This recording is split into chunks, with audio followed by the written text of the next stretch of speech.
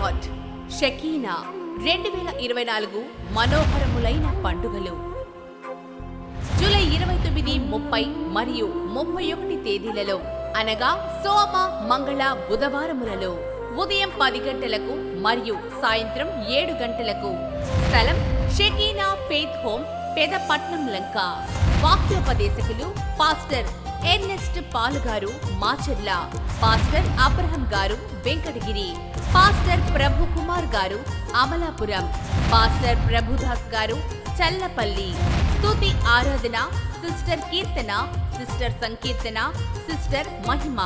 ప్రతి ఒక్కరూ ప్రార్థించండి, తప్పక పాల్గొనండి.